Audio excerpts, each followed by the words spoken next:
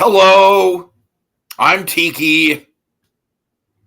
Hello, I'm Monkey.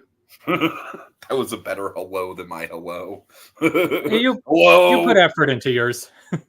Well, yeah, but I think that's what makes yours more realistic is just the very fact that you don't put effort into it. You're just like, hello. Or it's like I put effort into sounding like his apparent lack of effort. Yeah, exactly. Oh, God. All right, everyone. Welcome to the Great DisneyToons Ranking Podcast Part 2. I just have literally the video description for this is literally just it's the okay ones, the just okay ones. Yeah, I'd say mine are on varying levels of just okay, and some Sure. maybe transcending a little above just okay. But No, I feel you. Some we'll of them see what we have to see. On the lower half, on the first half, some of them are kind of transcending into good. The bottom half, some of them are definitely kind of transcending into, I don't know, this could possibly be in the worst category here. If you remember, Monkey, I had my number 10, controversially, was Mulan 2. And I'm going to tell you right yes, now. it was. I'm going to tell you right now, my number 20 is probably going to be just as controversial. Oh my. So just a tease there. All right. Yeah.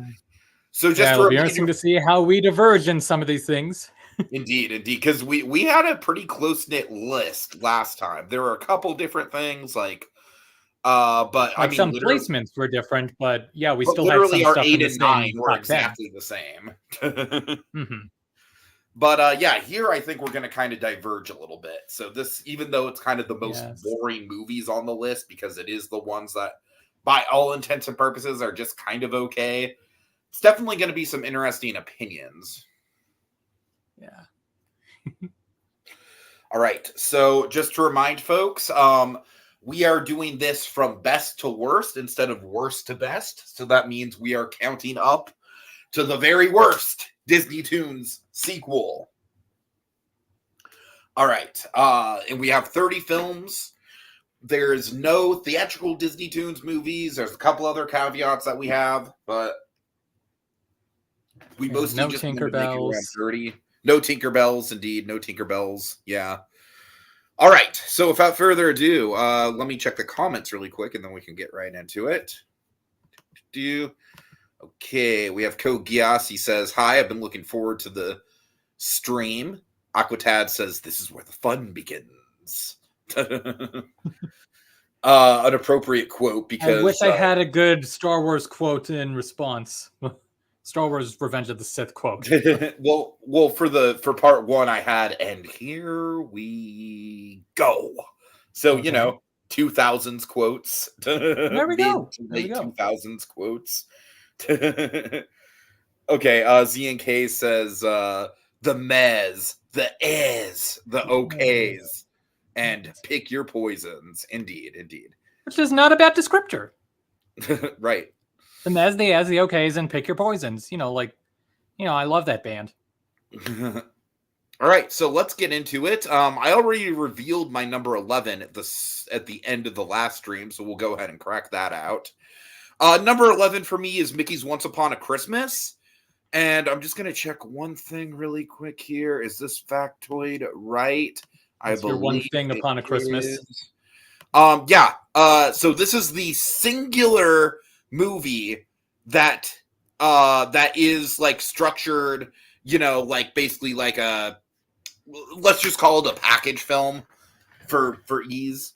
What about Twice Upon a Christmas? It's in my bottom 10. Oh, so you mean in this tier? Okay. Yeah, so basically what I'm trying to say is all the other package movies besides this one are in my bottom 10. The package movie format, by and large, feels so much less like an actual movie that it's so hard to rank them together. But Once Upon a Christmas, I mean, this thing is a gem. It really is. I mean, and this thing is definitely not mediocre, but I was kind of being stubborn with the Mulan 2 thing. I'm like, no, I actively like Mulan 2. Mulan 2 is going to be in my top 10, God damn it. But Once Upon a Christmas, by all intents and purposes, probably better than Mulan 2. But again, I think the dividing point was the fact that Once Upon a Christmas is a package film, but it's a damn good package film. It's a package film. For some reason, I'm imagining that Alan Young Scrooge McDuck loves Mulan 2. I don't know why, just does. I'm just very charmed that those army boys are able to find love. It's very charming. That's a terrible Scrooge McDuck impression. I apologize. It wasn't that bad. So yeah, I really like all three shorts here. I think unlike Twice Upon a Christmas, which is a mixed bag, I think all three of them are kind of bangers. I honestly think my favorite one is probably the Christmas Every Day one, just because it's got just a really fun conceit. But all three of them are great. I love the Goofy one. I love the Gift of the Magi. Like I said, my only complaint is that it doesn't really feel like that much of a standalone feature film in regards to, like, it is just kind of a collection of short stories. But those short stories are all damn nice, and they're all just very wholesome, very nostalgic, really good animation, 2D animation, Twice Upon a Christmas, looking at you. So yeah, not a lot to say about this. Again, the whole package film thing, it really was kind of my kryptonite going through these movies. I would dread getting to any of them. So yeah, this is the one that kind of made it out unscathed. It's a Christmas miracle. Go comments here. Z and K says this one has the better advantage than the other package film for, I don't know, the Advent calendar style approach, I guess. Instead of a sea monster ate my ice cream, it's a Chinese dragon wrecked my yin yang. Oh, God. It wasn't his yin yang, it was his entire fortune. Okay, Aquatad says, as is the case with the mainline package films, the DisneyToons package films are usually not the ones you'd want to go to on your way to watch. Ichabod and Three Cabs, though. I actually really love the Disney package films, specifically because I feel like they're so underexposed that I'm kind of a hipster for them. I mean, granted, There's still a few package films I haven't caught, really.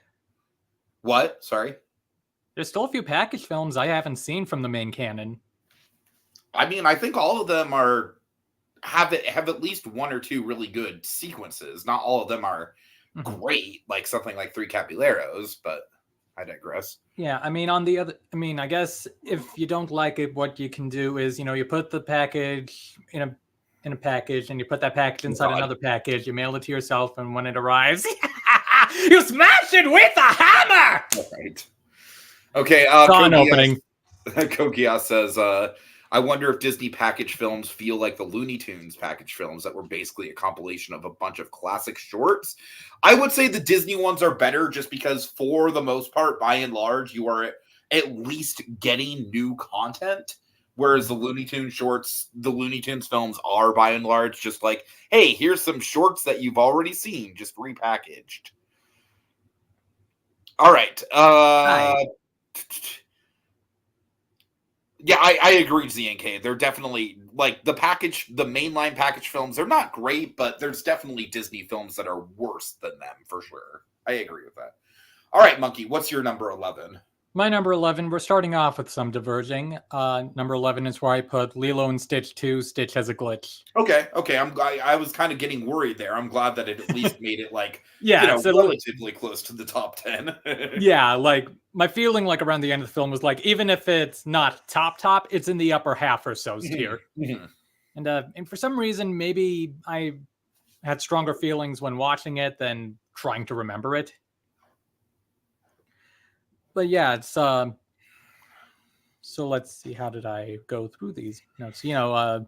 Some points of, I guess, kind of little disagreement between our thoughts is that for me, the glitching did provide more of an effective sense of dread for me, I guess, as a narrative device. And then I kind of found the David subplot to come across a little as like, we need to get this thing over an hour. Yeah, Like, you're not wrong. I just really like David, so yeah, it's fair. Like, I guess if it had tied into the main story, it's a bit more. Sure.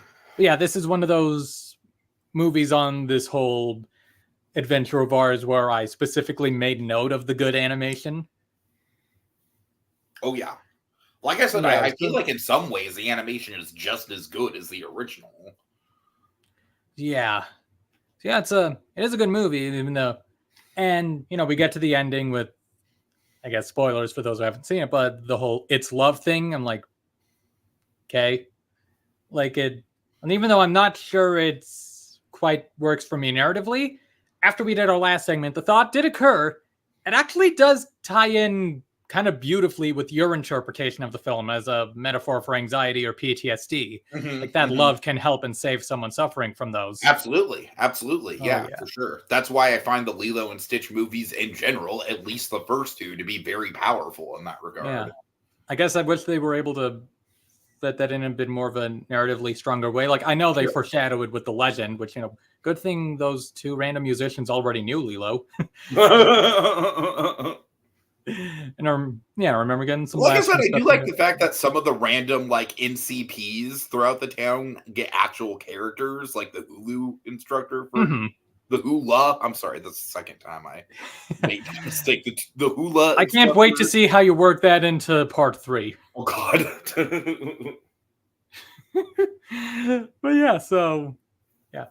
And then if I may make a bit of a dark joke, meanwhile, the spirit of Lilo's dad is off to the sidelines relaxing because he's not part of this dilemma. Yeah, no one gives a shit about Lilo's dad.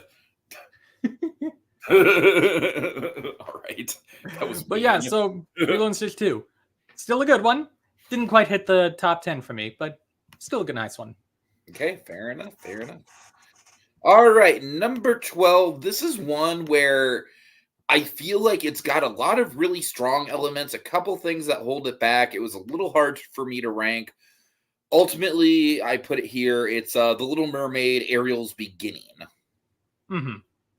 I really like the villain in this.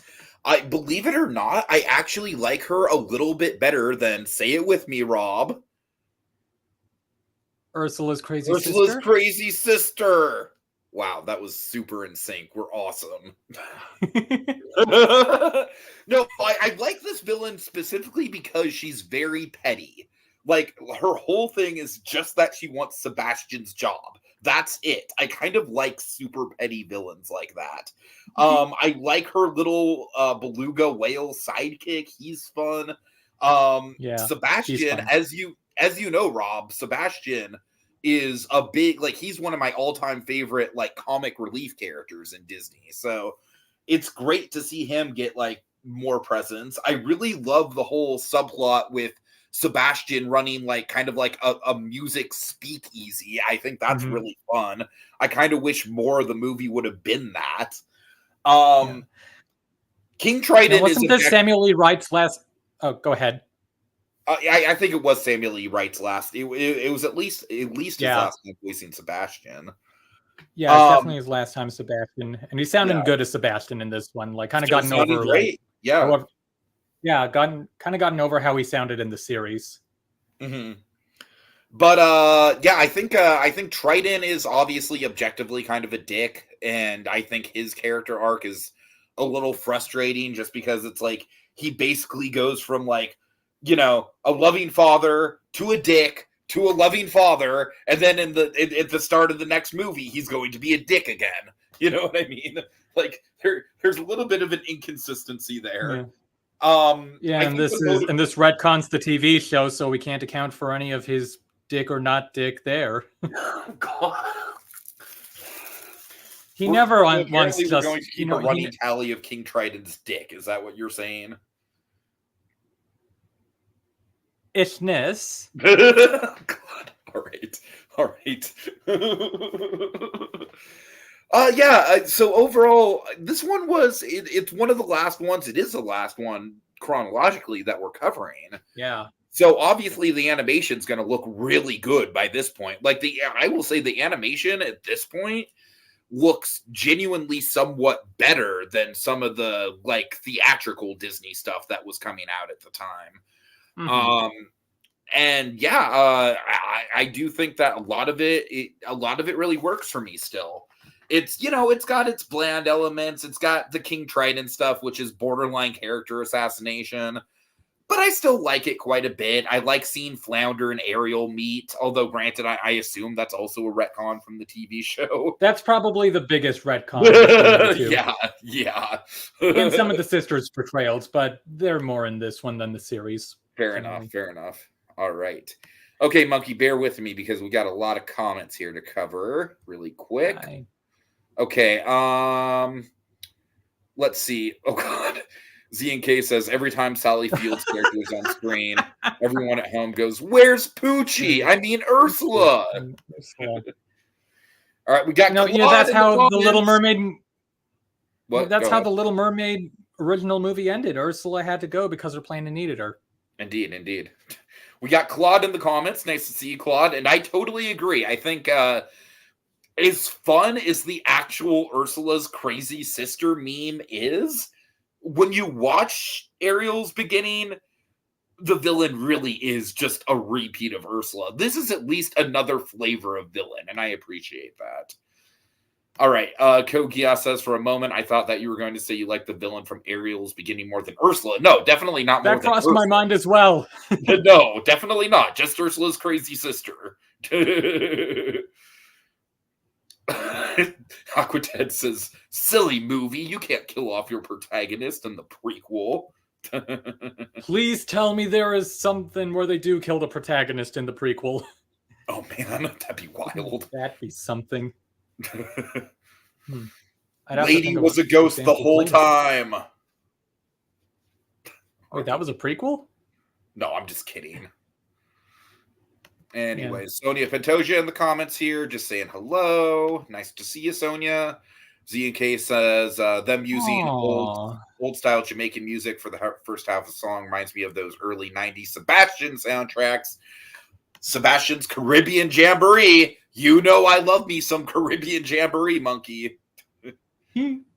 Up there with Disneyland Fun is some of my all-time most nostalgic Disney media, honestly. Okay, Kogia says, I think that Ariel's beginning is a perfectly fine, nice family story. However, the scene of the mom seems a little awkward because she risked her life to save a music box. But it was a nice music box, but I kind of agree. Yeah, it was CGI like the Anastasia music box for some reason. It did remind me of the Anastasia music box. I mean, I'll certainly have my comment about the mother's death scene when I get to my ranking of the movie. But was this post Robinson's? I think it was. It was the same year. Yeah. I'm not sure. I want to say it was. I'm not sure. Definitely the same year. Maybe they were made around the same time. I want a Little Mermaid movie where we see Ursula living in the place before she was banished and became a villain. That would be interesting for sure. Yeah, it could be. Although, granted, we kind of saw that a little bit with, I mean, not like pre-banishment, but we kind of saw a little bit more of the backstory with Melissa McCarthy, Ursula. I don't know. I've heard some people say that Melissa McCarthy is one of their favorite elements of that live action remake. She's not for me. She's just not. I think at one point I think the stage version is like he was sort of behind the death of Ariel's mother. Okay, I could see that. And then they revised it to make it more explicit. Z&K says, well, to be fair, the actual Disney theatrical stuff is when they were in their CG infancy stage. Yeah, exactly. That's true. That's true. Yeah. Okay, Little Blue says, what did I miss? Just finished watching the first Terminator. Okay, Little Blue, you didn't miss much. So number 11 for me was Once Upon a Christmas. Number 11 for Monkey was Lilo and Stitch 2. Stitch Has a Glitch. And now I am on my number 12, which is The Little Mermaid, Ariel's Beginning. So there you go. You're caught up. Okay, yeah. Now my number 12 is the first Terminator, the first movie I saw in a theater where I thought, oh my God, am I going to be able to go back into the theater? I think I may have to throw up. Oh, God. True story. That actually happened to me with Signs. And yes, it was the infamous birthday party scene that did it for me. The Signs alien's crazy sister. Oh God, No, literally, as soon as that birthday party scene happened, I vividly remember, like, hauling ass out of the theater and, like, hyperventilating in the lobby. That's how much that damn birthday party scene got me.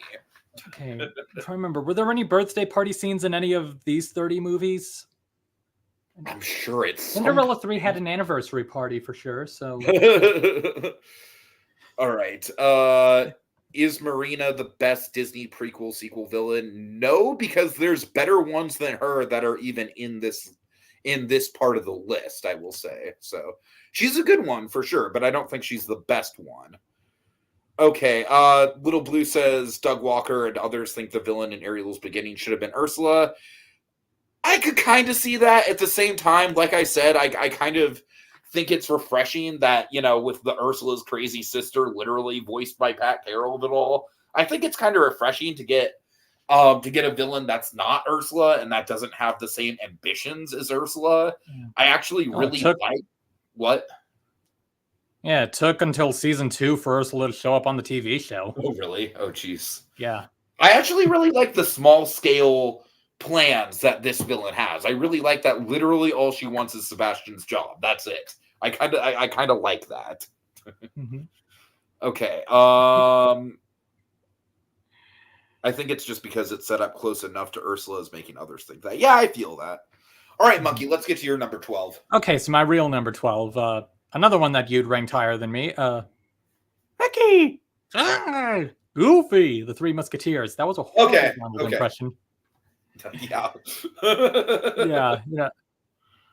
Yeah. It may not... This is certainly one I'd watch to, a bunch. I had a little bit of trouble ranking this just because I kind of feel like it's a little out of place just because it's not a sequel per se. You know what I mean? Yeah, I mean, for me, it's like, it didn't quite hit as much as, say, when I was younger. Like, I can't quite find the word that I'm looking for. Like, it's not bland or generic, but like, let's say I appreciate the Paul Rudish Mickey even more now. Okay, yeah, I could see that.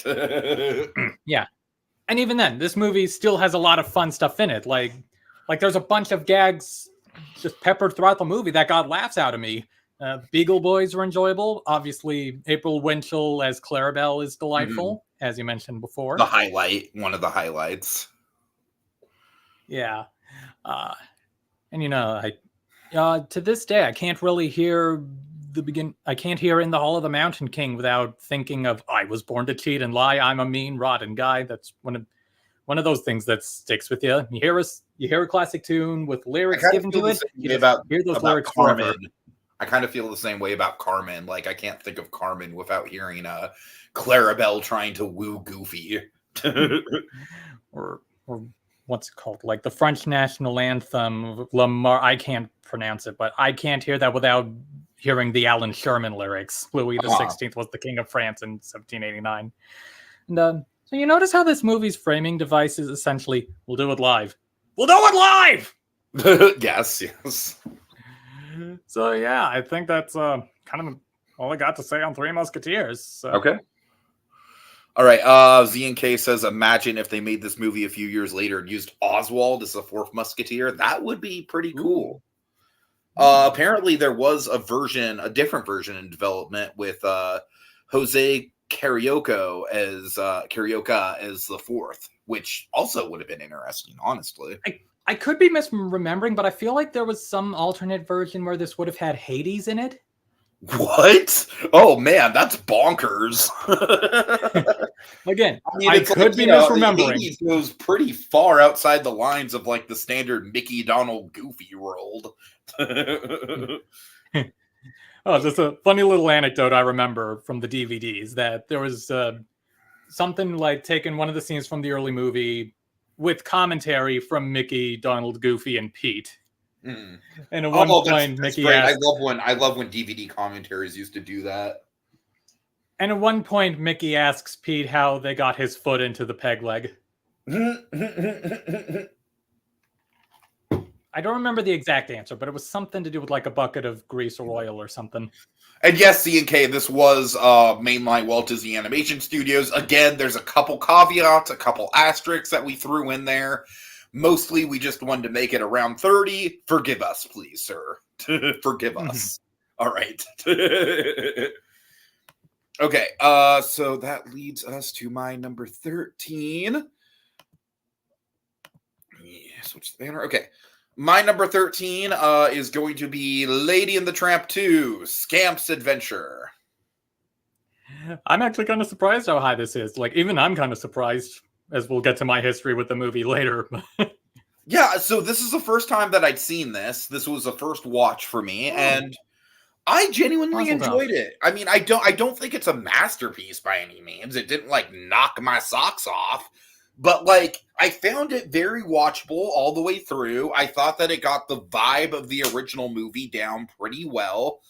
My favorite part of the movie is actually one of the things that a lot of these movies that like have the children of the protagonists from the first movie as the main character that they struggle with, which is, I mean, Tramp doesn't have like a ton of screen time in this movie, but I do think his character arc is genuinely compelling. I really, really like seeing him kind of wrestle with, with the demons of his past. I really like, granted, the villain's not that memorable because I literally forgot his name, but, but I like that. I like having, having a person from Tramp's past. And also there is a little bit of kind of like an abusive relationship angle going on with the Angel character and that character, which I think is actually like, I was actually kind of surprised how hard they went with some of that, considering, that kind of commentary was just not around a lot of animation back then. The only one I can think of is, of course, The Mask from Courage the Cowardly Dog, which takes on that subject matter in a much more blatant, depressing kind of way. But yeah, I even really like the Angel character, believe it or not. I think what if Eustace was in this movie? Oh my God. But the thing is, I feel like Eustace would fit right into this world, though, right? Because it's so 1950s. Oh God! What if this movie like explained Eustace's fascination with tiki masks? Like it was set right around the time that the that Hawaii became a state, and so everyone was like in the middle of the tiki craze. Or instead of that one April Winchell lady who keeps getting her wig knocked off, it's Eustace's mother. Oh my God. I love it. So yeah, I don't have a ton to say about this. I just think that Lady definitely gets shafted. That's kind of why I made the joke about Lady being a ghost, because she's kind of a non-entity here. But you know what? Yeah. Tramp does get, like I said, it's not like Tramp's like the main character, because he's not. But I would say, after Scamp and Angel, Tramp is probably solidly the third lead in this movie. Yeah, or third or fourth after Buster, the villain, right? Yeah, but yeah, Tramp is a central figure in the story. It's just got a good vibe. I think that it connects back to the original in some really good ways. It's even got a little bit of social commentary about abusive relationships. Scamp, I will admit, as a character, ain't great. I've always found his voice actor to be rather obnoxious. I'm not gonna lie, but I think it's still a very watchable movie. I was never bored watching this one, which I gotta say, like, me being able to say that throughout the entirety of the runtime, this might be the last movie I can say that with, that I was never bored throughout the runtime. So yeah, I love that for this movie. All right. Let's see. Z&K says Jeff Bennett sure spread out a lot in this one. It is. Yeah. It's kind of like the Jeff Bennett movie. Kind of like how how Jeff Bennett keeps popping up in Legend of Korra. Right. Or I was going to say kind of like how Jess Harnell is like all the fuck over Splash Mountain. Yeah, speaking of Jess Harnell, kind of tying into another Z&K comment, like how tonal difference between speaking voices and singing voices. Chaz Palminteri just turns into Jess Harnell. Oh God, right. Yeah, okay, I mean, we're talking about people being spread thin. Wait till we get to I want to say number 18? All right. Yeah, my 18. If Eustace was in this film, we would have gotten a sick rap song out of nowhere. Jesus. That would have been delightful. The big pig runs him over at the picnic. Oh, also, I gotta ask. So, Yeah. when you were watching this at the beginning, when they're talking with Aunt Sarah, did you notice that and Aunt Sarah was like, "Of course, my kiddies love the Fourth." Did you notice the background was literally Main Street? No, I didn't. That's cool. Yeah, in that shot, the background is literally just like the Candy Palace and the Penny Oh, Arcade. wow. I'll have to And go they back also and used check the that City out. Hall design later, but yeah. I mean, I definitely got a Main Street vibe from the town in general, but no, I didn't recognize that it was like actual like building designs and stuff. All right. Cool. Okay, you're number 13, Monkey. My number 13, Pooh's Grand Adventure, The Search for Christopher Robin, aka Harvest Day! Oh, God. So, kind of fits that you mentioned boringness, because this is a movie that takes its time with its pacing, and I respect that. But the side effect is that it's kind of boring. And this is something like Bambi 2 worked around, like where that one was also like, kind of relaxed, but it wasn't boring. And here it kind of was. Well, I mean, that's because Bambi 2, like the original Bambi, had that same sort of like meditative quality to it. Mm-hmm. And with this one, you can sort of sense a formulaicness in the plot, like, we each have a thing from Christopher Robin's quote to overcome. Right. And, the songs are mostly not that strong. Like, I think the main exception is the sad song Pooh has and the end credits pop cover of it. But, they do make memorable moments when you're a young child watching this. Raises my hand. And I love the guy, but why was Eeyore there? They put me in the movie. How dare you, Monkey? How dare you go after my boy? Oh, hey, like I said, he's my boy too. Child. In a different way than you, but yeah. Yeah, like, great, I started an argument. Oh, God. Now, that said, that's somewhere around the second half of the movie that we got some stuff that really starts to work for me, namely Rabbit. The turning point being when he admits, I haven't known for some time, I failed. And then he gets the stuff like him putting the blanket over Pooh, and then later on when he... Best moment in the movie, I think, is him putting the blanket on Pooh. And then later when he's like, I can try. I'm getting a little bit of a goosebumps right now. But yes, like, Rabbit has the real arc of this movie. Totally. Yeah. And even with him being the real arc, it is satisfying when Pooh and Christopher Robin reunite. And then you get to the ending. Like after we've had that whole sequence where the things, they weren't really so scary after all. It was just our minds. And then you get to Christopher Robin saying, I thought, school was scary at first, but then I thought about so that's what this whole movie was. You got the whole movie put into perspective right there. It's a metaphor for like children going to school for the first time, thinking like, yeah, it may seem scary at first, but you can get through it. That is a very honorable point. All right. Well, I will say that this movie's not too far off on my list, so I'll kind of reserve my thoughts on it until we get there. Okay, moving right along. Number 14 for me. I feel like this movie's probably a little higher than it deserves to be, but you know what? My sister and I literally watched this on loop when we were kids, so I'm just going to go ahead and rip the Band-Aid off. Okay, Monkey, help me out here, because I feel like I have a Mandela effect. I see it listed as Belle's Magical Christmas, but I could have fucking sworn it was Belle's Enchanted Christmas. Beauty and the Beast, The Enchanted Christmas? Yes. Is that it? Is that the official title? The Enchanted Christmas? Yeah. Okay, there you go. So yeah, number 14 for me, Beauty and the Beast, The Enchanted Christmas. I mean, I can respect that. Like, for your reasons, yeah. Let's not beat around the bush here. This movie is as high as it is because Tim Curry. I mean, come on. You know what I mean? I still remember Dragon highlighting, they can't fall in love when they're dead. Oh my God.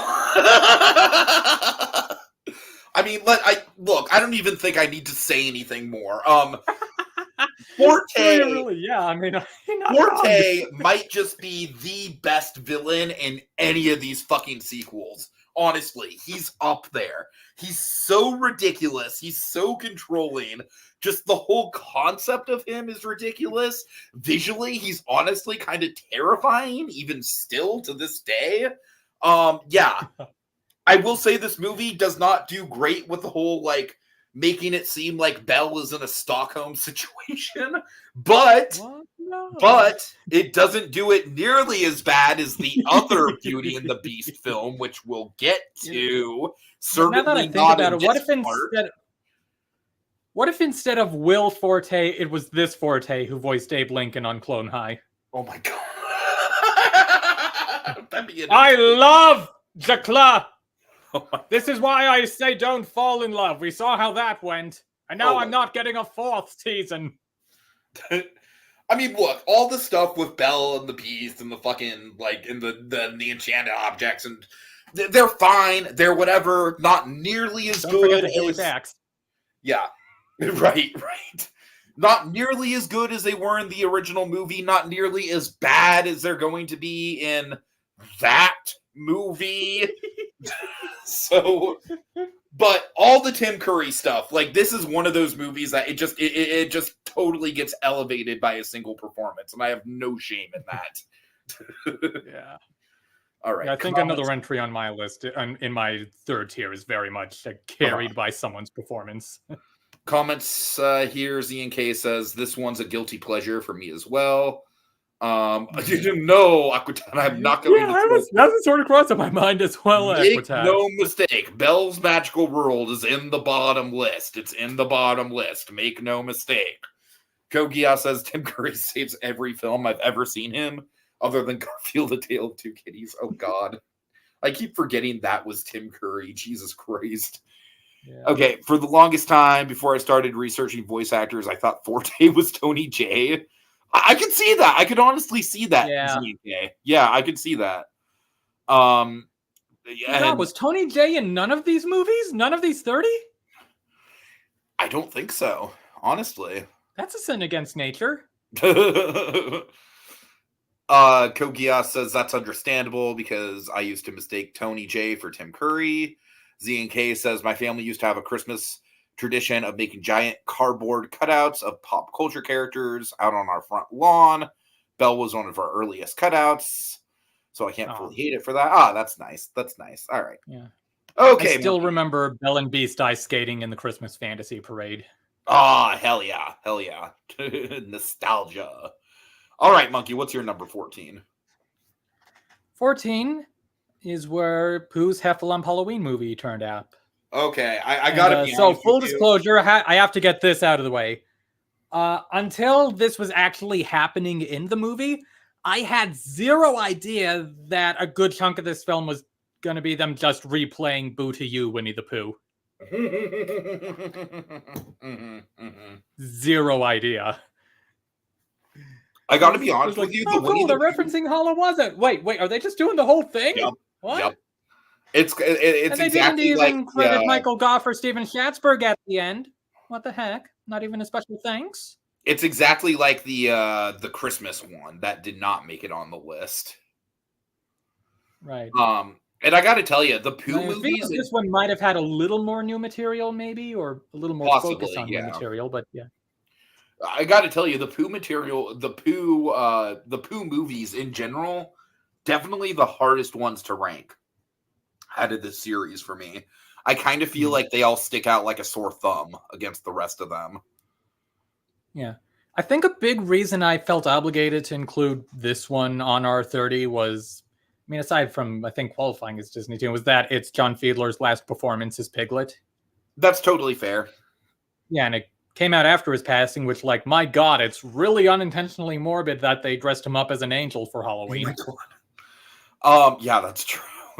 Plus, we just did Very Merry Pooh Year for seasonal shenanigans last year, so spread the love. Yeah, this is so this is one of two movies on our 30 that aren't on Disney Plus. Mm-hmm. Interestingly, oh yes, they don't even have Boo to You on Disney Plus. Consider a movie, but we'll get there when we get there. Uh-huh. Yeah. So but yeah, so with this one, I found the cuteness charming, I suppose. Lumpy continues to be a real likable character for me. I was generally engaged in the kind of dramatic parts of their adventure. The bit where Rue finds the Lumpy jack-o'-lantern, that was a misunderstanding that's used effectively. Mm-hmm. Also, I watched this like the day after I watched Tarzan 2, so my sort of mental joke was that, oh, the Gabloon's gonna turn out to just be George Carlin. Right.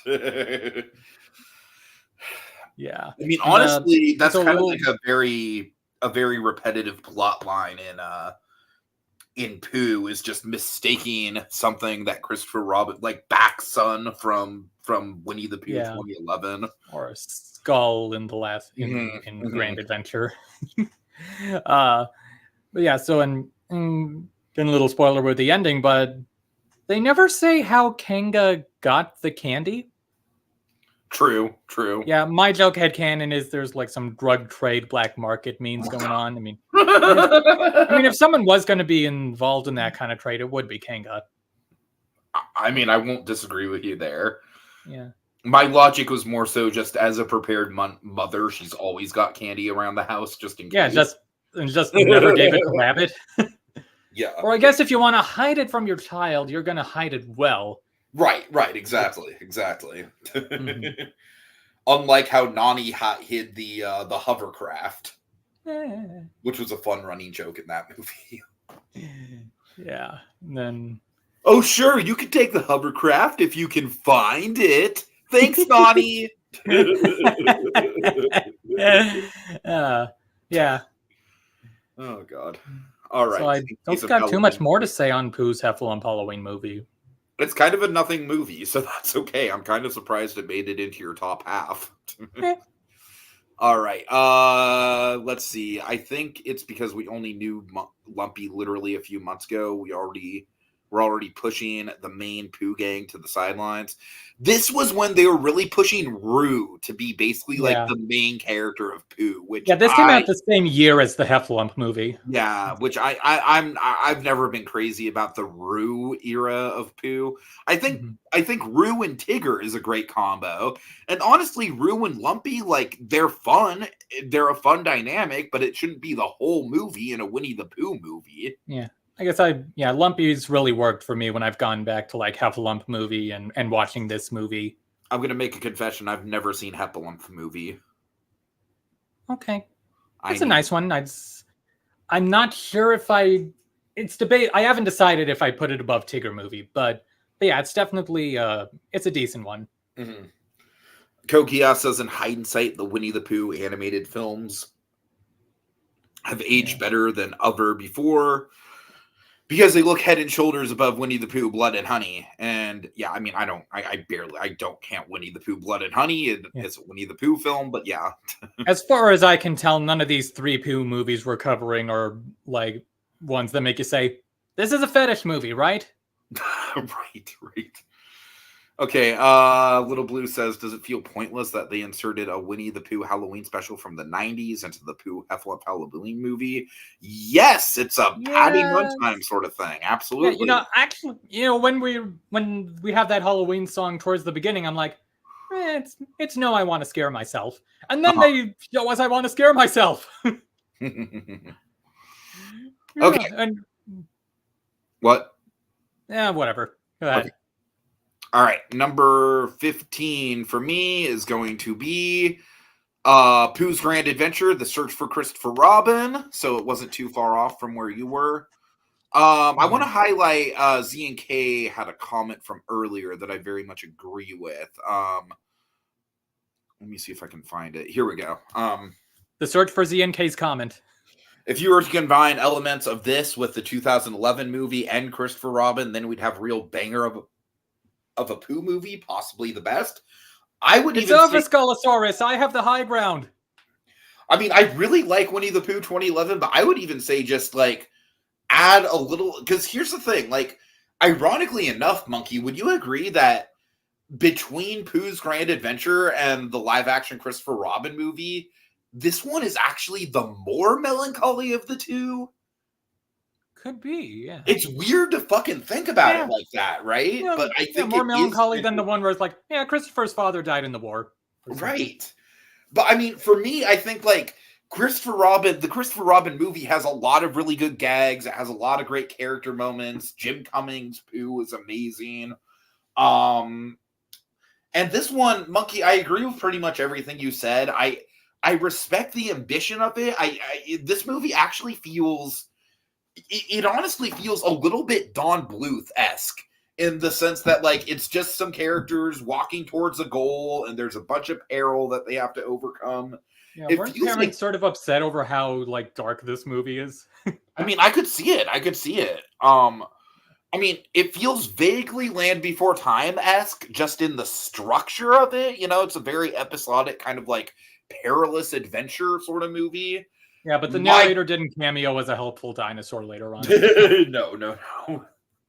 My God, does it take a while to get going, though? It is a slow movie to get going. Yeah.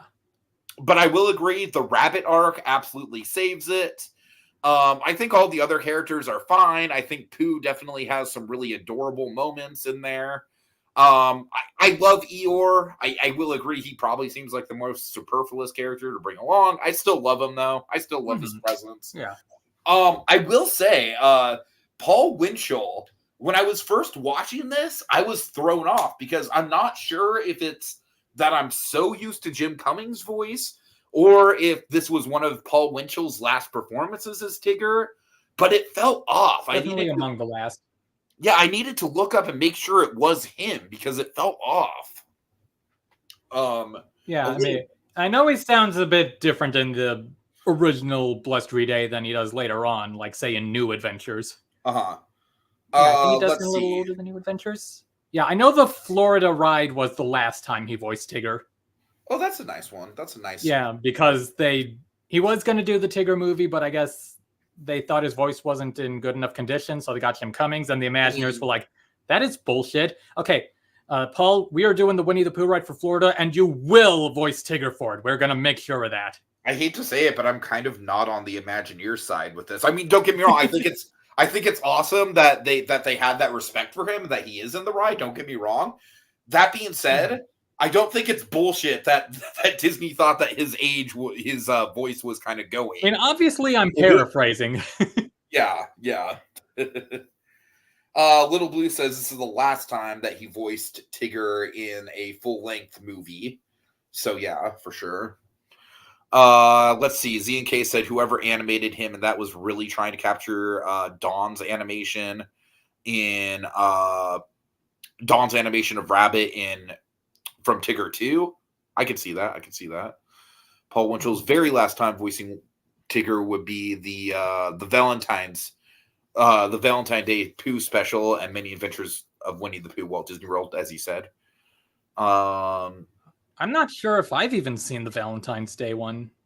I've seen the episode of New Adventures, but not a standalone one. I think he might be talking about the Valentine's episode of New Adventures. I think that might be what he talks. Like Winchell was still doing some Tigger episodes after that one. This is nice. Little Blue says, when passing the torch of Tigger's voice was officially given to Jim, Paul said to Jim, "Take care of my buddy." That's really nice. That's adorable. That actually kind of gets me a little teary-eyed. All right, now I'm just imagining him saying that to Hank Azaria for Gargamel. Oh my god! I just had to ruin the mood there. Oh god! No, saying it to fucking Rainn Wilson for Gargamel—that's even worse. All right. All right. No, Z&K says it was a standalone special in like 99. Okay, that's interesting. Yeah, I thought so. Oh god, so much Pooh content in the late 90s and early 2000s. So much Pooh content. Both the character and the literal meaning of the word. Anyways, I had to do it once. So yeah, this movie, it's just a little slow pace, but it reminds me of how a Don Bluth movie can be slow paced. So because of that, it's right in the middle for me. It's right at number 15 for me. I like it a lot. I appreciate its ambition, but it is bordering on just being straight boring. So yeah. Mm-hmm. Yeah. All right. Okay. Number 15. So my 15? Yeah. My 15 ended up being Brother Bear 2, aka, man, this really was the year Wanda Sykes broke through into voice acting. So this one, I'm going to say this much. This one might be one of our biggest disparities between placements. Oh my. I did not like this movie for probably pretty personal reasons. So, oh boy. We'll get there when we get there. We'll get there. I do not like the message of this movie at all. Okay. Yeah, like, whereas with me, like, if I was doing the Escape from Walt Disney grading system, I'd put it on the lower end of Disney Plus, but as we can tell, that's me. And not all of the movie worked for me, certainly. Like, at some point I figured, we know they're going to hook up in the end, so let's see how the journey is. And the journey had moments that worked for me. Like, I thought the fear of water stuff was decently portrayed. It gave us all... We could have had yet another entry in the animated Panic Attacks. I'm almost glad we didn't. I was genuinely kind of sad when she could no longer understand what the animals were saying. Yeah, the climax was dramatic enough for me. One of the big standout things about this movie for me is just how many unexpected comedians turned up. Yeah. Wendy Malick, Kathy Najimy, Wanda Sykes, Catherine O'Hara, Andrea Martin. and I have those conflicting feelings of like, hooray, unexpected Wendy Malick. But I didn't think her and Najimy's characters quite worked for me or matched with the voices. Yeah. Whereas meanwhile, Wanda Sykes was matched with her character, I felt. And okay, just occasional cough whitewashing. Okay, there, I mentioned it. Here we go. Anyway. Like, just throughout the movie as a whole. But anyway, okay, moving on. Can we please talk about how fucking out of place and distracting Kenai's voice actor is? I guess so, yeah. Like, I mean, he sounds nothing like Joaquin Phoenix. Just absolutely, like, for me, he sounds like Patrick Dempsey, right? Character.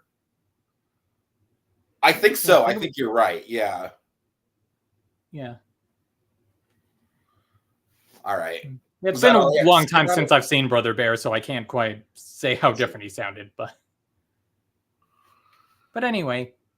Yeah, Z&K says, and the award for worst or most off-putting recast between original movie and DTV goes to Patrick Dempsey. Yeah, I mean, you want to talk about whitewashing, folks. Yeah.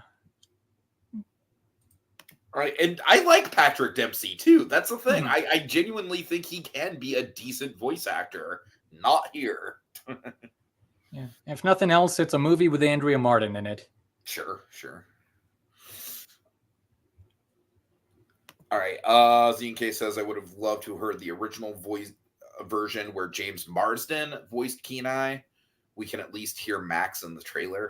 I mean, yeah, I could totally see James Marsden doing a better Kenai than Dempsey did. I can see Kenai doing that scream face Max does when Goofy arrives at college. Right. All right, is that it for Brother Bear?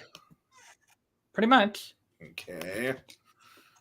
All right, number 16 for me is going to be The Fox and the Hound 2, which I find to be a perfectly harmless, enjoyable little movie that probably should have no right to actually exist.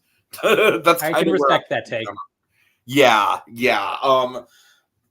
As a sequel, air quotes, to Fox and the Hound, it's pretty awful. I'm not gonna lie. It pretty much spits in the face of the original movie. As just a perfectly pleasant little Disney dog movie, I think it's fun. I actually enjoy the county fair setting, kind of in the same way that I enjoy the the Americana setting of Lady and the Tramp too. I like those kinds of like Americana sort of set pieces just get me in the feels. They get me nostalgic. And I'm not gonna lie, I felt there was some intrigue with, like, you know, it's a pretty typical plot of, like, you know, the best friend going into a different interest, and you've changed, man's best friend. Right. I mean, like, I will say, I have been in Todd's position more than once, where I've had a friend, and then they've just moved on to different things, and then I'm just kind of left on the sides. Like, so I was really able to empathize with Todd in this movie, and I felt that element of the movie to be relatively compelling. You know what? I even really like the villain in this movie. I think she's very vain. I kind of like her in the same way that I like the villain in Little Mermaid 2 or 3, I mean, where it's just like, you know, her motivation is just like, she wants to be the star, god damn it, not this stupid hound kid. And I kind of like that, I'm not gonna lie. But yeah, I mean, if we're talking just validity to the sequels, the right to exist and everything else, this is probably among the lesser movies in this collection. I'm not sure it even fits into the timeline of the original movie. I just assumed that it fit into the timeline via... I just kind of assumed that more time passed in the We'll All Be Friends song. I forget exactly what that song's called. When you're the best of friends? Yeah, the best of friends. I kind of assumed that's just kind of taking place during the course of that montage. But it's like, you know, kind of a footnote that the original filmmakers didn't bother to include. Oh, and I do actually like that there's some genuinely funny slapstick with Amos Slade. That was actually, like, just Amos Slade being a presence in the movie at all was kind of enjoyable. All right. So yeah, not too much with that, but again, like, perfectly harmless little movie. It just sucks that the movie that it was based on is such a heavy hitting, like, you know, like, I mean, it really has no right to exist when you compare it to the original movie. But I've got to say, this is another one where I respect stuff like Pooh's Grand Adventure a little bit more, but I was less bored watching Fox and the Hound 2 than I was Pooh's Grand Adventure. So take that for what you will. I believe the three birds and caterpillar, they're either missing. They were absent. Yeah. Okay. Yeah.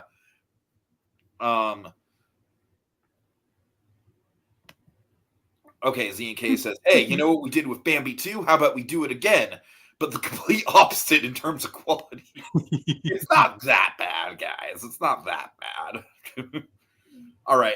Did Bambi 2 have an elephant in it? No.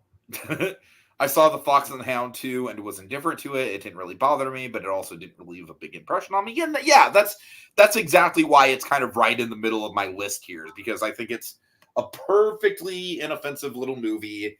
The only offensive quality to this thing is just the fact that the original movie is just so obviously superior and is just shooting for such a higher degree of excellence and social commentary that this movie just doesn't touch. But that's not necessarily the movie's fault, though.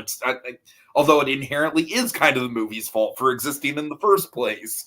So I kind of have mixed... I think this could have turned out a lot worse, is basically what I'm trying to say. This could have turned out insufferable. You know what I mean? This could have turned out to be like, oh God, why am I watching this? But it's not. It's perfectly watchable. So yeah, there you go. All right, 16. All right.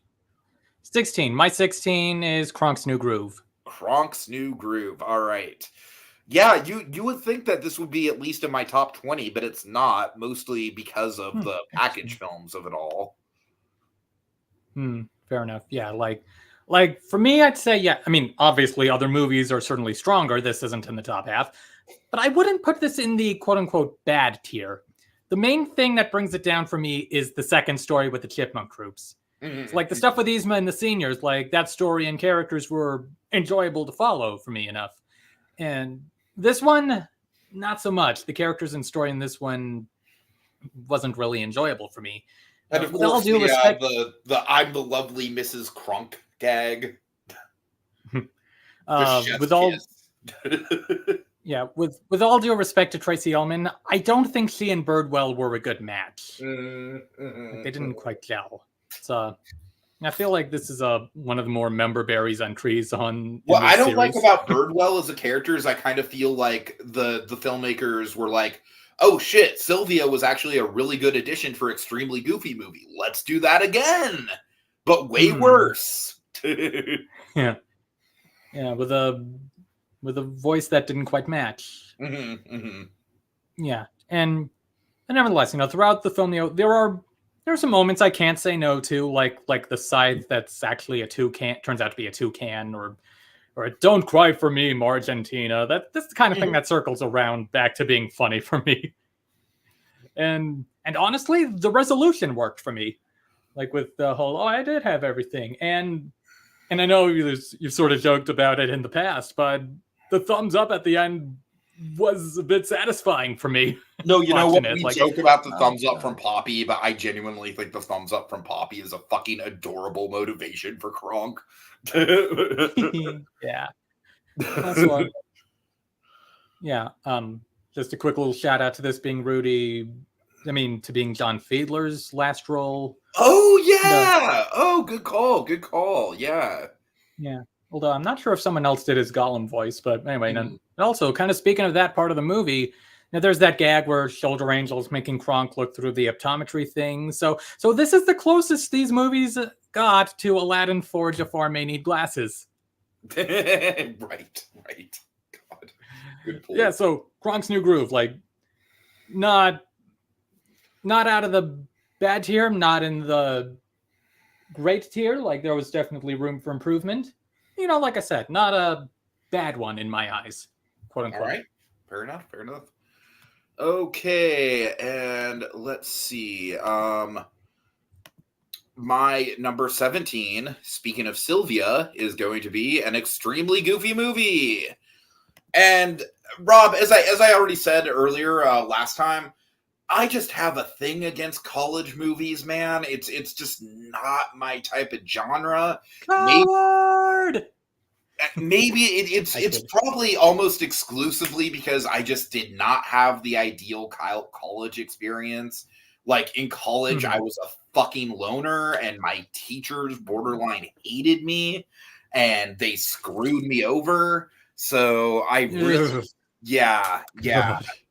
So any movie that's like set in college and kind of glorifies the college lifestyle, I feel the exact same way about Monsters University, where it's like Monsters University, very good movie in regards to like the messaging and everything, but it's just hard for me to sit through a movie that's all about college antics. That being said, this movie does have some incredibly strong stuff in it. I really, really like, obviously you've got the most memorable scene in the movie, which is Goofy getting fired. I mean, that scene just hits hard. I think Bradley Uppercrust is in the top tier, maybe not the absolute best, but definitely in the top tier of villains from these movies. I think he's delightful. Jeff Bennett just does an amazing role in that movie. Again, I think Sylvia is a really, really fun love interest for Goofy. It's so fun to see Goofy actually having like legitimately really good chemistry that's not really built on any sort of comedy. It's just built on him getting along really well with this person. I think that's super nice. I do really like the dynamic between the three leads. I like that Bobby has a lot more to do here. But yeah, at the end of the day, it's a college movie, man, and I just don't like college movies, so this was never going to be in my top 10 because of that. But I can't put it in the bottom 10 either, so, I wonder, are there any college movies about college sucking? I'm sure there are, but I'd have to think about it. And can anyone in the comments think of any? I'm sure there must be. There's fucking gotta be. There's gotta be. But yeah. Anyway. Then also keep in mind, I went to community college, so it's not like I got the full like university treatment either. Yeah. I don't know. Maybe my college would have been better if I actually would have made the effort to get into Sonoma State. Who knows? I mean, you're talking to someone who went to a university and still has some, I could have gone better. True. Very true. Yes. All right. I mean, maybe both experiences would have been better if our campus hosted the X Games. Right. That's true. Yeah. Because I could be like, oh, this reminds me of my college days. Yeah. Although I did learn to finger snap in lieu of clapping as an alternative to kick. Oh, nice. All right, so we got a lot of comments here. Going to go through them. Kogia says, as a kid, I saw Emperor's New Groove and thought that John Goodman's character and Patrick Warburton's character were the same character. I wonder if anyone else...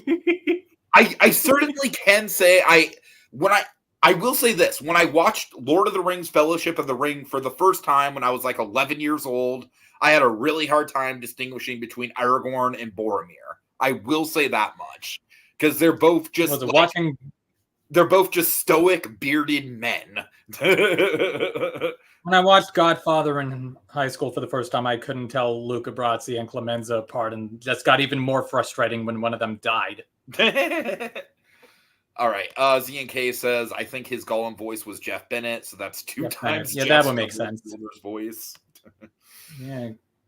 Kronk's New Groove deserves a high placement just for having the perfect Eartha Kitt. Listen, if the whole movie was just Eartha Kitt, like Kat Yzma, just up to shenanigans, absolutely, it would probably be in the top 10. I'm just gonna say that. It would probably be in the top 10. Her song could have been stronger. Yeah, especially considering Snuff Out the Light, which was an awesome song. It's no Snuff Out the Light, but maybe the end credits version of the song was better. Yeah. Okay, Z&K says, only this one wasn't as jarring as him doing Piglet's singing voice in Book of Pooh. Oh, God. All right, Little Blue says, wait, in Book of Pooh, does that include what I think it includes, Monkey? What do you think it includes? Too Smart for Strangers? No, okay. No. Book of Pooh is the Playhouse Disney one from the early 2000s. Okay, got it. Because I was going to say, like, holy shit, that was Jeff Bennett singing, like, stop! Don't do that! It's not okay! No, it was Teddy Ruxpin. Oh, God. No, it's Teddy Ruxpin. All right. Little Blue says romantic relationships that happen for Goofy and PJ. Good for PJ. Yeah, he says he likes them. Indeed. There's something about the slapstick in this that doesn't fit as well. I don't know. The extreme sports filter seems more grisly for some reason.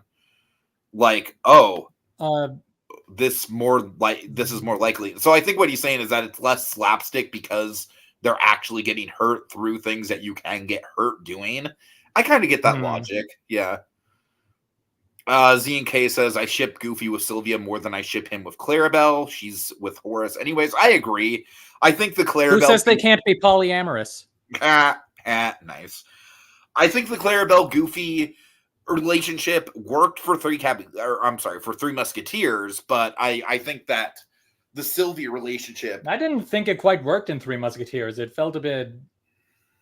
maybe a bit out of nowhere, kind of clashing with Clarabelle's fun menace. Out of nowhere, but at the same time, I kind of feel like it being out of nowhere was kind of the gag. I don't know. Okay. Don't you just love it when Goofy bursts out of nowhere, just through some hole in space of time? ZNK says Max had a lot of unpleasant moments in these movies, and yeah, he did. Come on, son, I can't miss you if you won't leave. God. Oh, this is great. I miss my son, but my aim's getting better. Oh, God. That was not an on-par Goofy impression.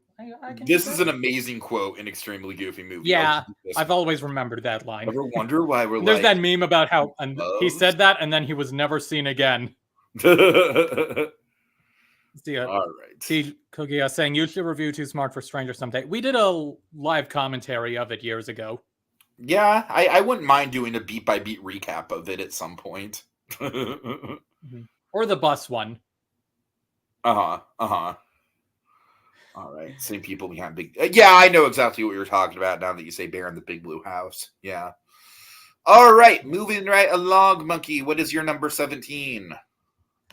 My number 17 is Where Atlantis Mallow's Return wound up, aka the other movie with both Clancy Brown and Ragnarok. Okay, yeah, this is where our list is definitely getting a little bit like disparate from each other now in this part. Yeah, and maybe it's in some ways when I was trying to rank this, is like, I feel like maybe it's a little objectively better than I'm giving it credit for, but in watching it, it wasn't quite clicking with me.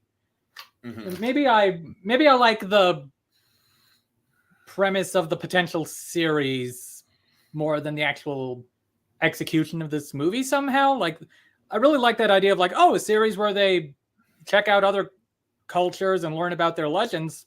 That would have been cool. But again, it's just somehow this movie didn't quite click for me, even if I don't have too many plot issues with it otherwise. I feel you. I feel you. Yeah. And of course I have to note that the climax of the movie it's the Miser brothers.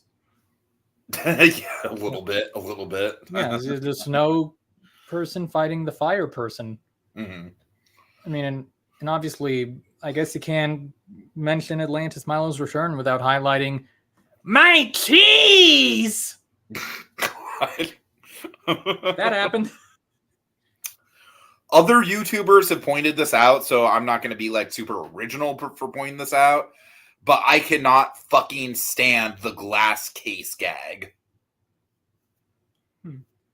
I think it worked okay for me, but I can't.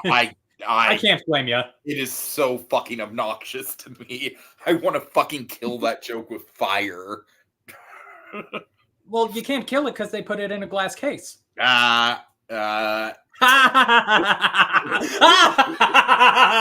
Or to put it in the Michael Eisner way, waka waka. Hello, I'm Michael Eisner, and tonight I'll be playing Fozzie Bear. Waka waka. The way Eisner's delivery of waka waka is my go-to way of saying waka waka. When did Eisner say waka waka? I am missing the intro to Muppets at Walt Disney World. Okay. I need to go back and watch that. Yeah, he and Fozzie and Fozzie's mom say it at the same time. Oh man, together. Okay. Yeah. Z&K says the bus one I did see in school. Although, even though I was a car rider, ironically, that is kind of funny. I showed the bus one to Tiki the first time he came down here to visit me. Yep. But yeah, so and if it's worth anything, Tom Wilson is in this movie. Yeah, that's not nothing. Yeah. All right. Also, when everything was good at the end of the Kraken story, it's like, the innkeeper is her newborn now. You can take care of it. Well, I kind of thought for a sec that it would turn out, the newborn was another Kraken. Or forgive me, Kraken. Okay. My number 18 is going to be This Is All Your Fault, Jafar. Hey! Return of the Jafar. Obviously, big nostalgia here. I think that the nostalgia plays a big part. Honestly, I think because this is the first one, the downgrade in animation is way more noticeable than most of the others, honestly. And some of these, of course, being more like TV budgets or whatever, or intended for TV, like this one. But I mean, even some of the ones that were intended for TV, like, off the top of my head, like Cinderella 2. Cinderella 2 looks a lot better than this. Right, yeah. It doesn't I guess, advance of time. Yeah. But I don't know. Gilbert Gottfried and Iago's arc totally saves this movie for me. I think Iago has such a fun arc. I love that he's basically the main character. I actually really enjoy the Aladdin stuff where the lies are a little bit unnecessary, sure, but I do enjoy the whole struggle of Aladdin, like basically like he doesn't want to lie because, or he feels like he has to lie rather because he doesn't like want to be associated with his past. That stuff is genuinely a little bit compelling for me. I honestly think some of Jafar's magic is pretty cool. Some of his power sets. I love the horses with wings. The horses with wings have always been like a really cool visual for me. Yeah. Honestly, I'm just going to be straight up and say Dan Castellaneta Joker, or Joker. No, I'm sorry. Well, that was fun. Who's the Chinese? Oh, Jesus Christ. Dan Castellaneta Genie. I'm terribly sorry. I gotta say, I think he's about on the same level as the genie from King of Thieves, because yes, King of Thieves is very much, you know, a better movie, and it's got Robin Williams, but it's got too much Robin Williams. It's got too much Genie. The Genie practically hijacks that whole movie.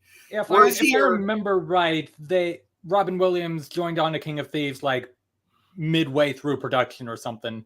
So it was still going to be Dan Castellaneta, and some of it is Robin Williams dubbing over what animation they had done already. Okay, I mean, fair enough, but there's still too much Genie, whether it was going to be Robin Williams or not. Yeah, I still see what you're saying. Genie's just too all over that. Plus, like, I kind of feel like by the third movie, the actual plot mechanics of like what Genie can do, what he can't do, how can he interact with the combat, I feel like that gets so messy by the third movie. So, yeah, I don't know. I like Return of Jafar. It's definitely got some boring parts. It's definitely got some rough animation, but I think it's worthy enough to be in the top 20. Not a strong recommendation, but certainly a nostalgic one. Yeah. All right, really quick. Yeah, it's not in the final tier. Yeah, exactly. Let's get some comments. Tom Wilson's an underrated voice actor, although I wonder what other voice work he's done outside of SpongeBob. Not just downgraded animation, but multiple different studios doing the animation. That makes it worse. Yeah, I totally see what you're saying. I'm surprised Dan hasn't voiced the. Come to think of it, yeah, it kind of does just knock off Joker with Krusty. That monkey, I'm actually surprised that this has not been a Treehouse of Horror sketch at some point. I feel like, do they do that with him in that one Batman segment from the Revenge episode? I have no idea. I don't remember. No, wait. Wasn't, I mean, he wasn't or otherwise there was that time where, I mean, he wasn't the Joker, but Krusty played a villain on the Adam West Batman. Oh, okay. Right. I remember that. Yeah. No. Yeah. I don't know. I just think like maybe just like a straight up parody of the first Joaquin Phoenix Joker movie with Krusty. That kind of writes itself. I don't know. All right. Now he's on Kent Brockman's show. Yeah. If Homer Simpson fell into a vat of chemicals and turned into the Joker, he would literally just turn into Krusty the Clown. When I first saw this, I thought, okay, how's this going to make any sense? Last time we saw Iago, he was stuck in the genie's lamp with the tour guide voice. The things of what happens when things are made before other and after other things. Right. Okay, Z&K says it was Snake in that episode. Not sure what episode he's referring to. I'm guessing the revenge thing. I guess he would have. Okay. Yeah. No, you're right. You're right. Yeah, Snake was the one who killed his parents, and then I remember, I think Otto was the toker. Oh God. Oh my God. Okay, I'm sorry. Simpsons. Hold on. I got it. We have to have a mini intervention for the Simpsons here, guys. Okay. You got a clown right there. If you're gonna do a Joker parody, use your goddamn clown, who is canonically a grumpy fucking sad sack. Come on. The toker? Get that shit out of here. I'm honestly a little insulted by that. The toker? Oh my God. Yeah, it was Otto dressed up as a big marijuana joint. That is... I do not... I'm a fucking full-fledged stoner, and I do not approve of that. Oh, man. It's like the Simpsons are dancing around the obvious. Yeah. it's just Radioactive Man movie where when they had Krusty as a Joker knockoff, they weren't even gonna have it. I don't remember that. I loved it when Joker Burger, fucked up the 1984 Olympics and lost $44 million. Oh God. No, do not call me. Okay. It was the Toker calling you to complain about your thoughts. It was really quick. Okay. What's your number? I'm sorry. What's your number 18? My number 18. Are you so ready to diverge, buddy? I'm ready. Number 18 is where I put Cinderella 2, Dreams Come True. Oh, man. Oh, Jesus Christ. No. Yes. All right, fine. But yeah, I generally liked this one. This was the first one in my marathon that I had a hard time fucking finishing. Yeah, I mean, I guess I found a charm to it. Although I don't deny that the first story was the strongest one for me. The one where... No! Objectively, I think it's the worst one! Oh my God, we're on completely different wavelengths with this. Yeah, it's the one where Cinderella had to deal with the tutor from the final episode of Courage the Cowardly Dog. I do like the fact that character comes back and is kind of legitimized in Cinderella 3. Yeah. Yeah. I thought like Cinderella's portrayal in this movie felt in character, this hair ew notwithstanding. Mm-hmm. But why does it sound often throughout the movie like, what's with the voice quality where it sounds like she's talking from behind a wall? This happens with a few others as well. And, can't say I noticed that, but I guess like sounding a bit muffled or something. Speaking of, I don't think it's got the highest production values. Yeah, well, someone earlier talked about like Jeff Bennett spreading himself thin. Like, I mean, with this movie, it's like, okay, I think I might need a bit of a Rob Paulsen break. And on that note, did the Duke become a eunuch between movies? I love Rob Paulsen, his voice got high. Need a little bit of a Rob Paulsen break from time to time. His voice is relatively overexposed. I'm not gonna lie. Yeah. So like I said, Duke's a eunuch now because his voice is high, I guess. Imagine if Jock's wish to be big turned out Cronenbergian. Oh no! Oh God! The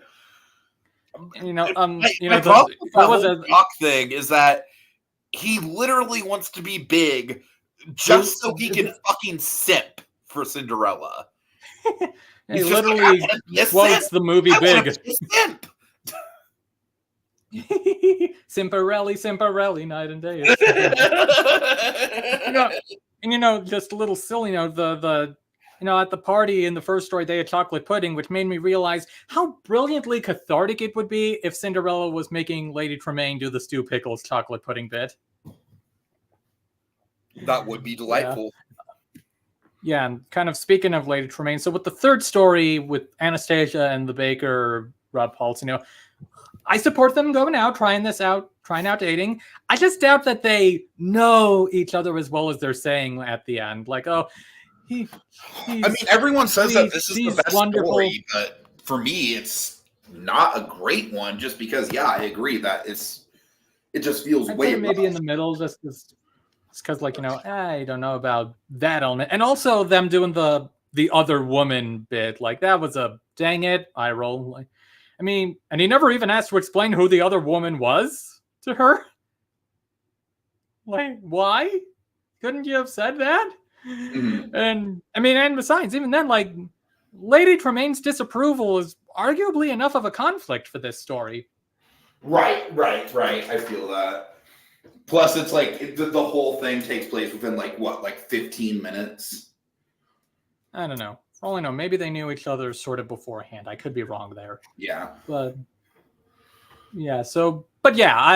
this one did have a charm to it for me, this movie as a whole, even if the later segments weren't quite working for me. Mm-hmm. Okay. So I think that's what I got to say for Cinderella 2, Dreams Come True. I can't believe that's in your top 20, dude. I really can't. Okay, my number 19. The movie does have a name, but I'm affectionately just going to refer to it as Ursula's Crazy Sister. Hmm.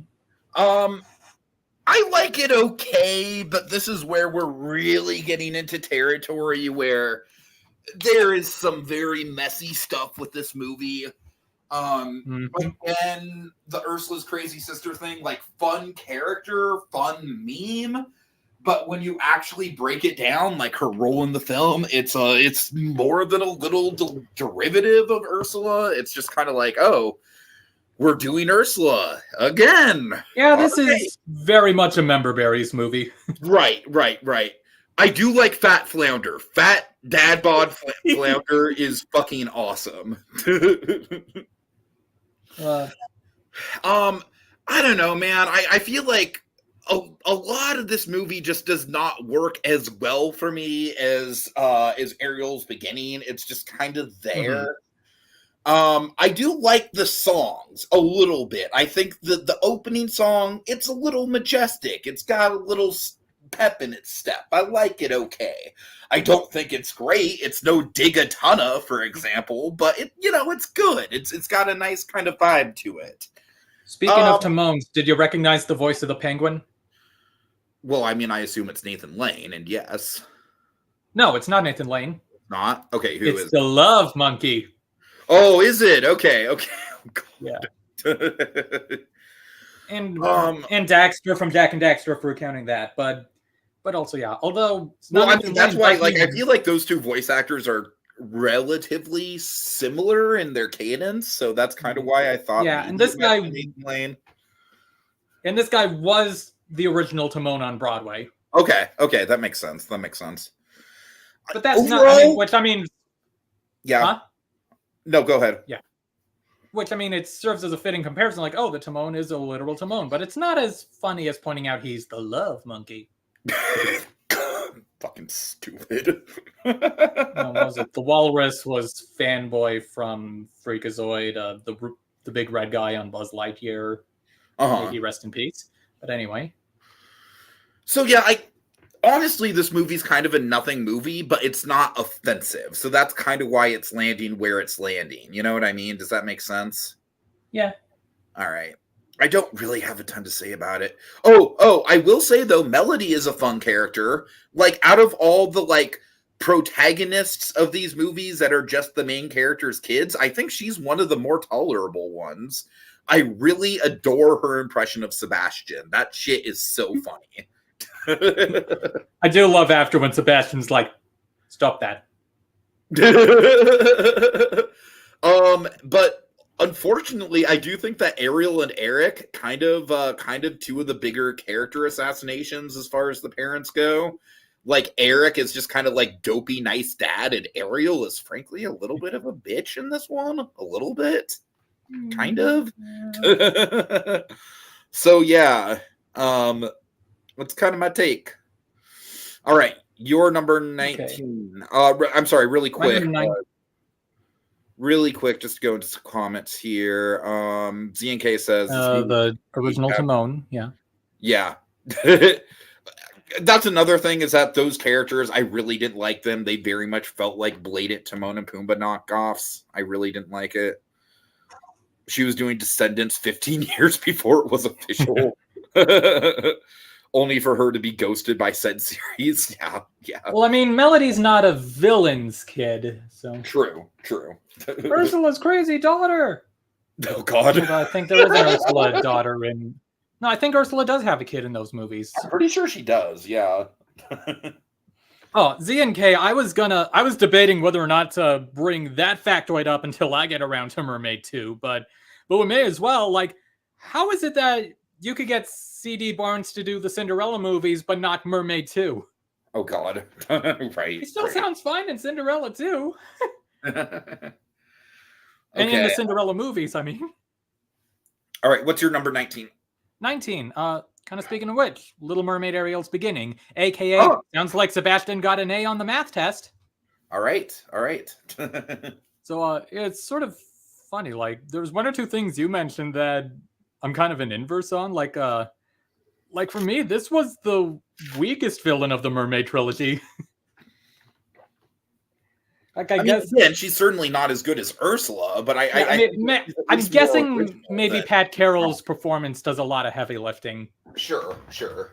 Yeah, like the way I feel on this movie, I was kind of on it. Like it's less quote unquote bad than 2, but 2 was more memorable. But we got it here, and like I said, it's kind of the story's okay. It's the animation does look really good.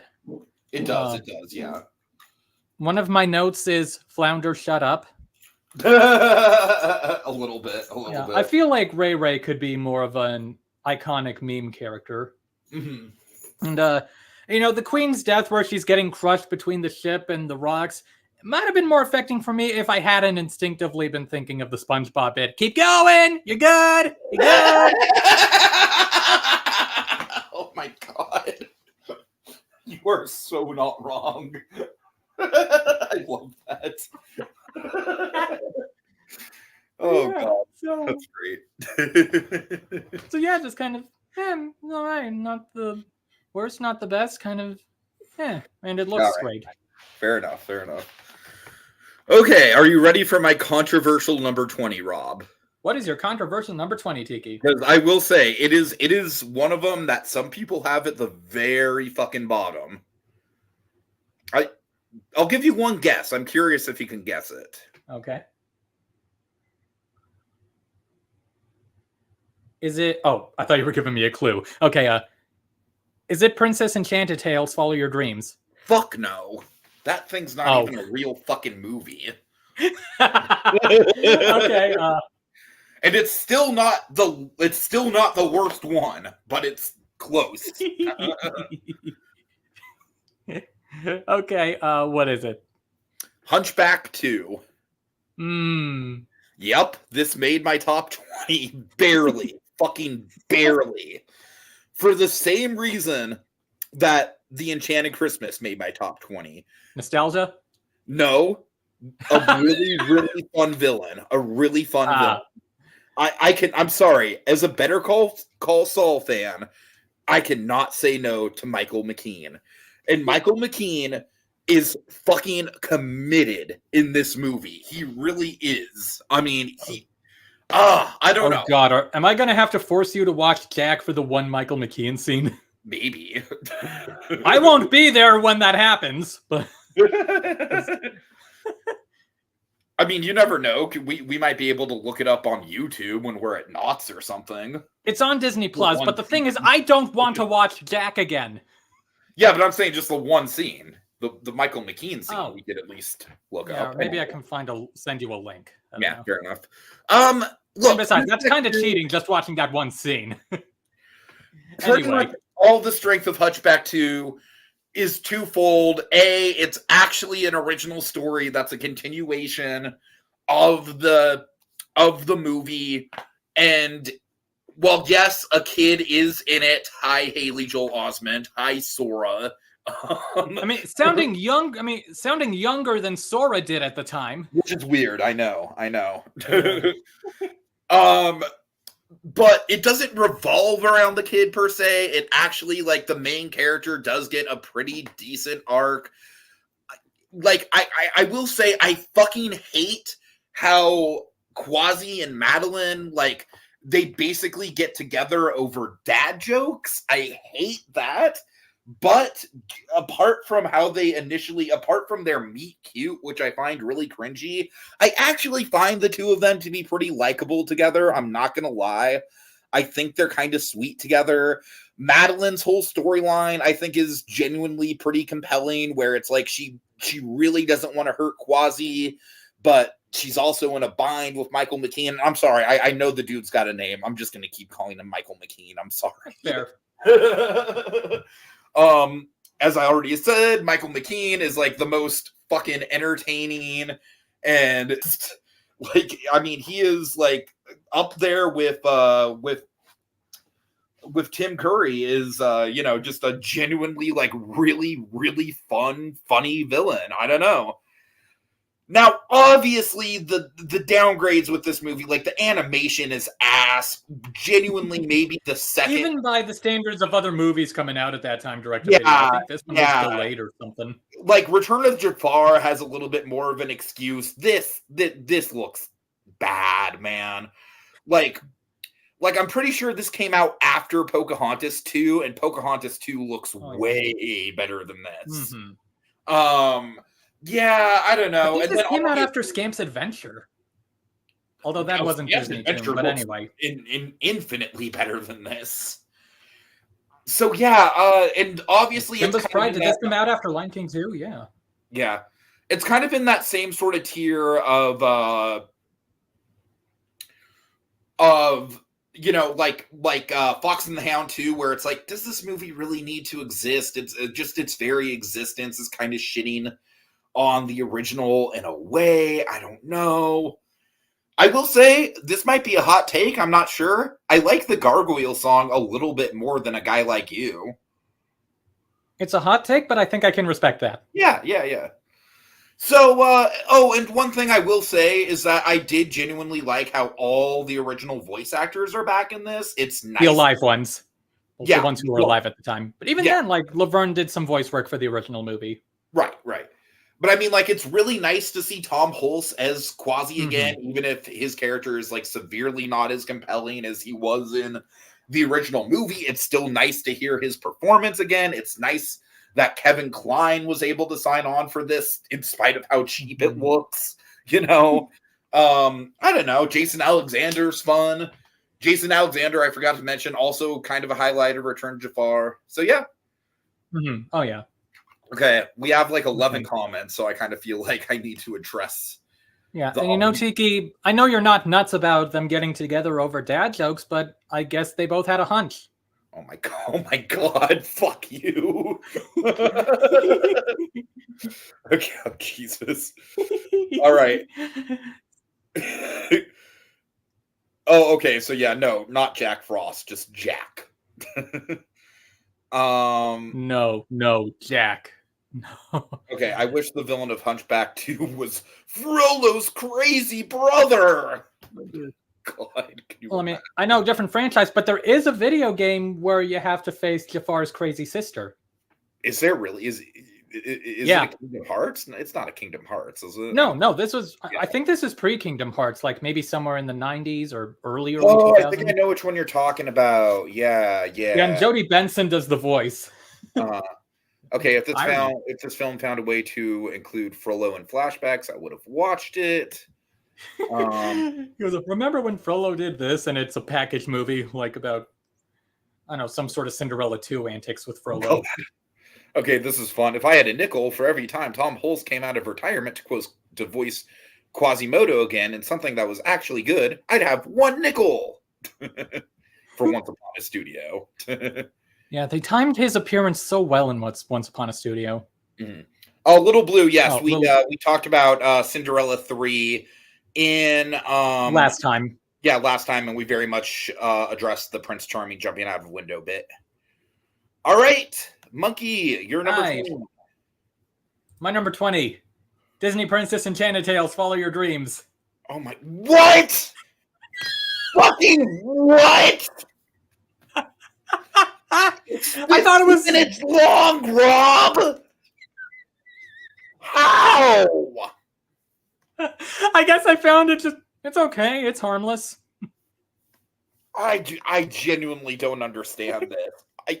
I get the other placements. I genuinely don't understand how something that... Oh, you're going to love that I put this above some other things. It barely has a feature-length runtime. It's barely connected to these... Oh my God. It has the Mary Costa seal of disapproval, it seems. Oh my God. I genuinely can't. Okay, you know what? I feel a lot better about including Hunchback in my top 20. Oh my wow. I mean, this isn't as bad as like Cinderella 2, but it's bad, man. It's I guess sort of like I said, for what it is, I found it okay and harmless. Like I guess that's fair.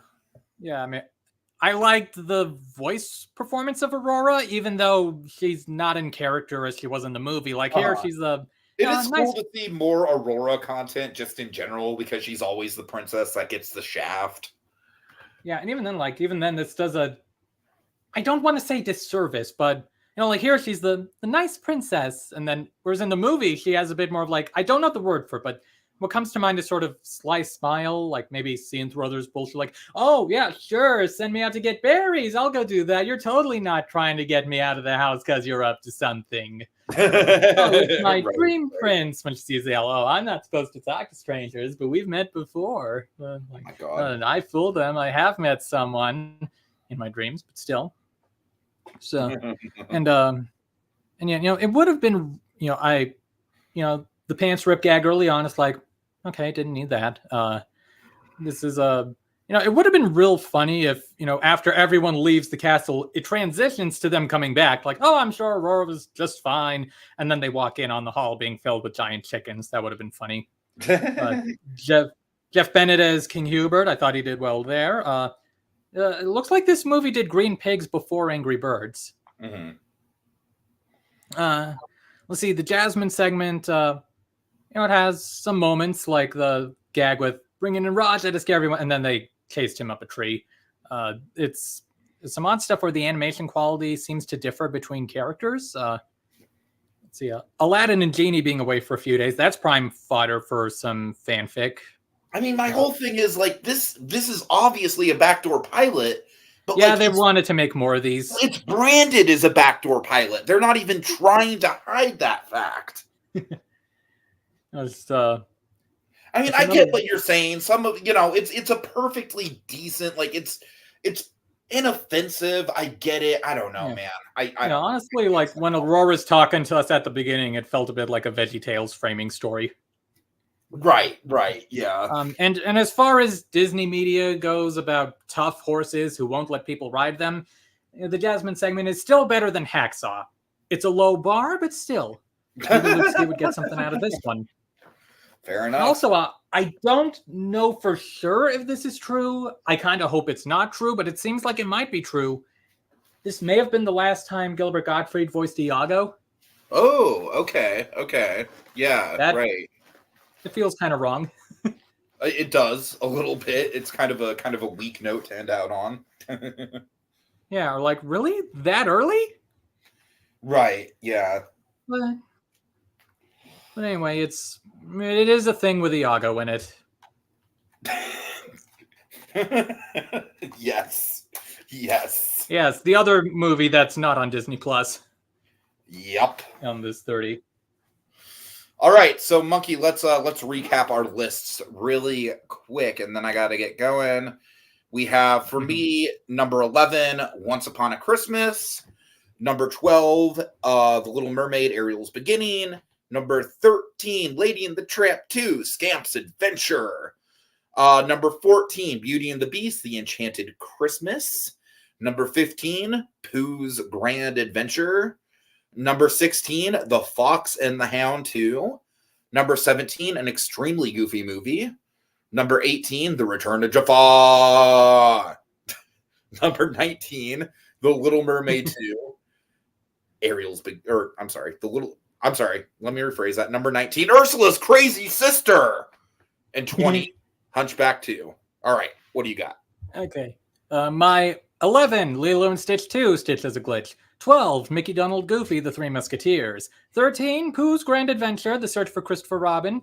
14, Pooh's Heffalump Halloween Movie. 15, Brother Bear 2. 16, Kronk's New Groove. 17, Atlantis, Milo's Return. 18, Cinderella 2, Dreams Come True. 19, The Little Mermaid, Ariel's Beginning. And 20, Disney Princess Enchanted Tales, Follow Your Dreams. Oh my god, all right. I see a comment that apparently Gilbert did Sorcerers of the Magic Kingdom. Good to know. That makes sense. And I agree, Little Blue. I think Magic Kingdom absolutely should have something like that. Maybe not exactly sorcerers, but something like that. I feel like all the Magic Kingdom parks should have something like that. Anyways. All right. Well, big thanks to Little Blue, Z&K, Aquatad, Kogias, Sonia Pantoja briefly popped up. I think that's about it. Correct me if I'm wrong. I'm sorry if I missed you. Y'all have been great. We will be back next week for the bottom 10. And Rob, I'm mad. I'm it's going to be fun to see how your reactions to my rankings mad next at some time. of the stuff that fucking this might have some of the strongest reactions in the history of the Great Ranking Podcast for me. Hey, if nothing else, Cinderella 2's out of the way. Right. Although I guess that's also part of the problem. It is. I can forgive Cinderella 2. I can't really forgive Enchanted Tales. Because again, it's barely a movie. All right. Okay, that'll be it, everyone. Have a good night. See y'all later. Night.